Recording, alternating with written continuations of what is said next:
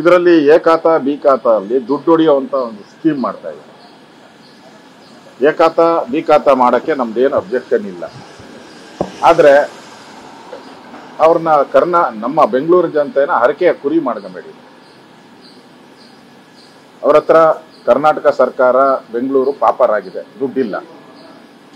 ಆ ದುಡ್ಡನ್ನು ಕಲೆಕ್ಟ್ ಮಾಡಕ್ಕೋಸ್ಕರ ಮಾಡ್ತಾ ಇರುವಂತ ಪ್ರಾಜೆಕ್ಟ್ ಆಗಬಾರ್ದು. ಇದು ಜನಗಳಿಗೆ ಉಪಯೋಗ ಆಗುವಂತ ಎ ಖಾತಾ ಬಿ ಖಾತಾ ಆಗ್ಬೇಕು. ಅದಕ್ಕೆ ಏನು ನೀವು ಬೆಲೆಗಳನ್ನು ನಿಗದಿ ಮಾಡಿದ್ರ 4 ಲಕ್ಷದಿಂದ 40 ಲಕ್ಷವರೆಗೂ ಅದನ್ನ ಯಾರು ಕಟ್ಟಕ್ ಸಾಧ್ಯನೇ ಇಲ್ಲ, ಕಟ್ಟೋದು ಇಲ್ಲ ಯಾರು. ಈಗಾಗಲೇ ಜನನೂ ತೀರ್ಮಾನ ಮಾಡಿದರೆ ಕಟ್ಟೋದು ಇಲ್ಲ. ಅಂತ ಸ್ಕೀಮನ್ನ ಯಾಕೆ ತರ್ತೀರ? ಹಿಂದೆ ನಮ್ಮ ಸರ್ಕಾರ ಇದ್ದಾಗ JDS ಅವರು ಸರ್ಕಾರ ಇದ್ದಾಗ ಸಮ್ಮಿಶ್ರ ನಾವೆಲ್ಲ 100 ರೂಪೀಸ್ ಮಾಡಿದ್ವಿ, ಸ್ಕ್ವೇರ್ ಫೀಟ್ಗೆ 100 ರೂಪೀಸ್ ಮಾಡಿದ್ವಿ. ಈಗ ಜಾಸ್ತಿ ಆಗಿದ್ರೆ ಅದನ್ನ 500 ರೂಪೀಸ್ ಮಾಡಿಬೇಕಾಗುತ್ತೆ. ನಮ್ದೇನು ಅಬ್ಜೆಕ್ಷನ್ ಇಲ್ಲ. ಆದ್ರೆ ನೀವು ಏಕಾಏಕಿ ನೀವು ರಿಜಿಸ್ಟ್ರೇಷನ್ ಫೀಸ್ ಮೇಲೆ 5% ಅಂತ ಹೇಳಿದ್ರೆ ಯಾರು ಕಟ್ಟಕ್ ಆಗದೆ ಇರೋಂಥ ಸ್ಕೀಮು ಇದು. ದುಡ್ಡು ಹೊಡೆಯುವಂಥ ಸ್ಕೀಮು. ಅಧಿಕಾರಿಗಳು ಲಂಚ ಹೊಡೆಯೋಕ್ಕೆ ಸ್ಕೀಮ್ ಮಾಡಿದ್ದಾರೆ. ಇದರ ವಿರುದ್ಧನೂ ನಾವು ಮಾತಾಡ್ತಾ ಇದ್ದೀರಿ. ಅದ್ರ ಮೇಲೆ ಕಸದ ಮೇಲೆ ಸೆಸ್ ಹಾಕಿದ್ದೀರಾ, 3 ಪಟ್ಟು ಜಾಸ್ತಿ ಮಾಡ್ತಾ ಇದ್ದೀರಾ. ಯಾರು 1000 ರೂಪಾಯಿ ಕಟ್ತಾ ಇದ್ರು ಅವ್ರು 3000 ರೂಪಾಯಿ ಕಟ್ಟೋ ರೀತಿ ಮಾಡ್ತಾ ಇದ್ದೀರಾ.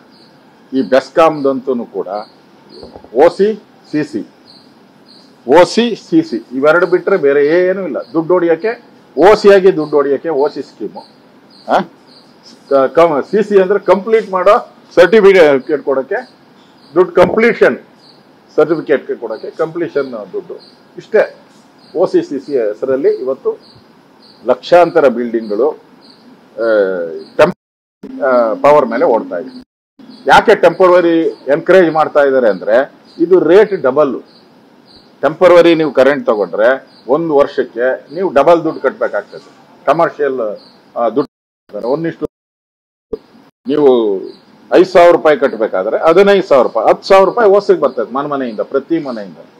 ಅದಕ್ಕೋಸ್ಕರ ಅದನ್ನ ಎನ್ಕರೇಜ್ ಮಾಡ್ತಾ ಇದೆ. ನಾವು ಹೇಳುವಂಥದ್ದು ಈ ತರ ದುಬಾರಿ ಬೆಂಗಳೂರು ಬೇಡ.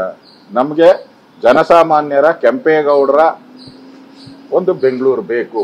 ನಿಮ್ಮ ಬ್ರ್ಯಾಂಡ್ ಬೆಂಗಳೂರು ಬೇಡ, ನಿಮ್ಮ ಈ ಲಾಲ್ಬಾಗಿನ ಟನಲ್ಲೂ ಬೇಡ, ಸ್ಯಾಂಕಿ ಟ್ಯಾಂಕ್ ಕೆರೆಗೆ ಟನಲ್ಲೂ ಬೇಡ. ನಮ್ಗೆ ನಾವು ಅಭಿವೃದ್ಧಿ ವಿರೋಧಿಗಳಲ್ಲ. ನೀವು ಟನಲ್ ರೋಡನ್ನ ಮಾಡಿ, ಯಾವ ರೋಡ್ ಬೇಕಾದ್ರೂ ಮಾಡಿ, 10 ಟನಲ್ ರೋಡ್ ಮಾಡಿ, ನಮ್ದೇನು ಅಬ್ಜೆಕ್ಷನ್ ಇಲ್ಲ.